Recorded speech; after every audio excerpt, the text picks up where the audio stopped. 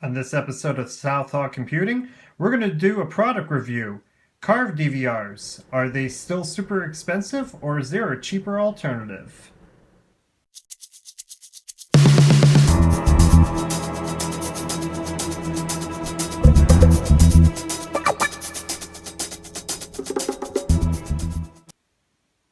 Dan from Southall Computing back again, and this time we have a product review of one of those things that it's almost a little taboo, but if you like eBay as much as I do, you could get those really nice deals, and by nice, direct from China on certain electronics. Now, granted, there are certain things I wouldn't even dare trying to purchase from there, but one of them kind of piqued my curiosity, and a friend of mine actually bought one too.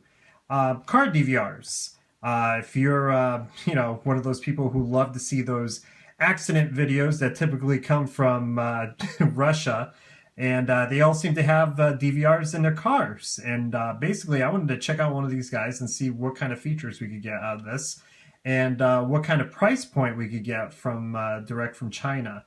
Not slamming any of the legit ones out there, but it's one of those things that I wanted to give it a shot and see if it's actually a decent quality build. So let's unbox this product. Okay, we have everything unboxed, and inside here we have a USB cord that you can use basically to hook up to your machine, computer, or laptop, whatever. The nice cigarette light adapter to keep this guy going. It does have an internal battery, but it doesn't last the longest, as they state on their eBay page there. And a suction cup for the window.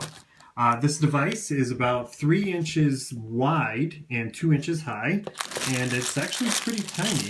And it's supported capturing resolutions are 1080p, 720p, as well as a couple of lower resolutions. What we're going to do is take it out in the field and see what it could do. The thing to note is it does not come with any sort of storage, that is. And it will take micro SD, and then this one here we're going to use for this experiment here, a 32 gig from Team. I've used them before. They're pretty solid. So we're going to do a 1080p capture. We're going to do a 720 during the daytime right now, and we'll be back. All right, what we got here is me just driving around town, testing out the camera on its 720p setting. Prior to this, I was playing around with higher resolutions. Didn't seem to work too well. My guess is the camera itself is not an actual, the sensors are not actually able to do 1080p, so what it does, it just stretches it all out.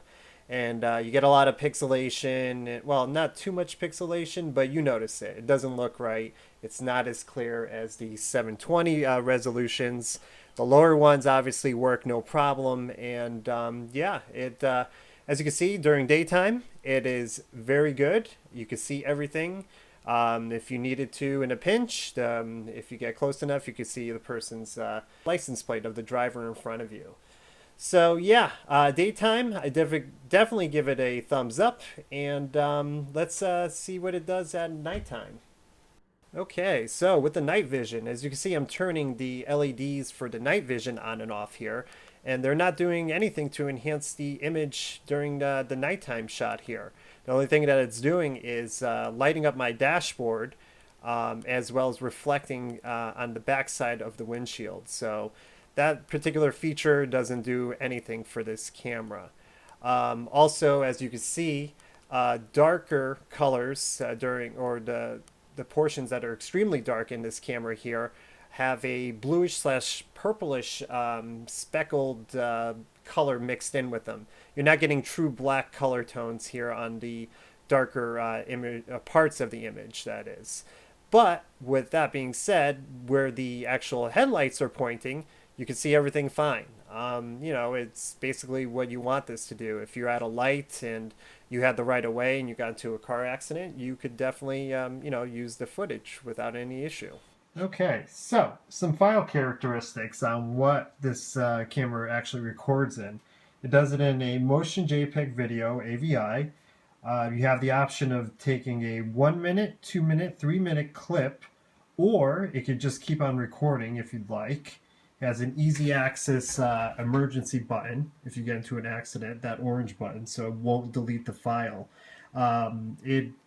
When it's recording, what it's doing is it's once the memory card gets filled up, it'll actually replace the older files. So it's constantly cycling through, deleting the oldest recordings first there. The battery, in my testing, I found lasts about 20 minutes. Not too bad for such a small device, but again, it's not recommended to actually run on the battery itself, so we'll leave it at that. Alright, so the good. The audio is actually pretty good, with a decently quiet interior cabin and reasonably loud voices. You could pretty much hear everything over there. It's got decent 720p quality. Not the best, but it's up there. HDMI, which is nice. It's the micro HDMI connector here, so you could actually plug it into your television. You could actually do playback on the actual device in the time of an emergency there. And the like I said before, the price. I snagged this little guy for about $25 after it's said and done. The bad, 1080p, it's just not 1080p. It's basically stretching the 720p to match the 1080p dimensions in the AVI file. The megapixels on the camera, it's just not a 1080p sensor, period. The automatic crash detector, it's got a G-force sensor in there. It was a little sensitive. It was tripping off the silliest things, so not the best thing to have running all the time, because if it gets flagged as an accident, that file doesn't get deleted unless you actually delete the file. Again, the LEDs that are supposed to help you with the night mode just don't work. They're just, I mean, I'm sure they'll work in very close proximity, but as far as driving is concerned, it's not going to do anything for your image. Easy to break. A friend of mine who actually bought one of these, he dropped it from his table and he definitely broke it. There's basically no strength to these. They're cheap plastic. Oh god, I don't even want to do that and break mine, but yeah, they're cheap. $25. You can't expect this thing to survive a moderate crash. What else did I have? Oh, and average night shots. So, like I was saying in that example there, that basically with the headlights, the you know, and very dark scenery there at nighttime, you're not going to get anything spectacular, and you're getting bluish and purplish speckles mixed into the darker color tones. So, but you know, if I had to do a buy it or toss it, I would say absolutely buy one of these off of eBay. I mean, for the price, you cannot go wrong.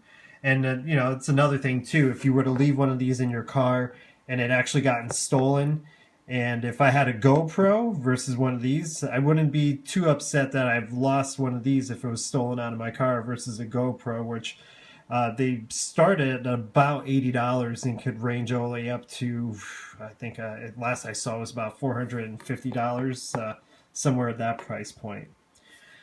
All right, well, there you have it. There's plenty of them out there. I just happened to pick this one here off of eBay, but you can do your searches and see for yourself.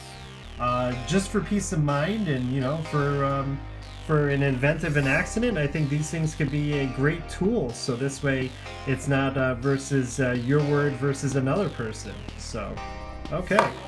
This is Dan from South Talk Computing with one of our very first product reviews. If you liked it, you know, give that thumbs up, subscribe to the channel, and hey, even leave a comment.